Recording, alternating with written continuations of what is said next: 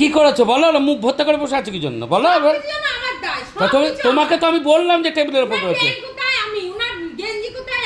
কে বউটা কে তুমি? তা এখন এখন কে? আমি না বলি, আমি বলছি টেবিলের উপর আছে নিতে। এখন কি করেছো বলো এবার। আমি কেন, আমি তো বললাম টেবিলের উপর আছে, সময় নামিয়ে নিও বিস্কুটটা।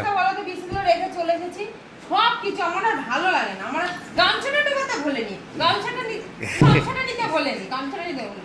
হাসি করে কি অবস্থা, বারবার বললো দিদি রেখে দিলে আজকে দীপা ভালোবাসে। বিস্কুটগুলো নিয়ে নাও, নিয়ে টেবিলের উপর কম্পিউটার টেবিলের সামনে রেখেছিলাম। এই যে এই ম্যাডাম হচ্ছে নেয়নি।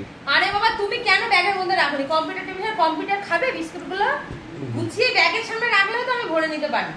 যা হয়েছে হয়েছে, আর কি করা যাবে। এখন বিস্কুট কেসে ফেসেছে আর দীপার মন খারাপ। দীপার মন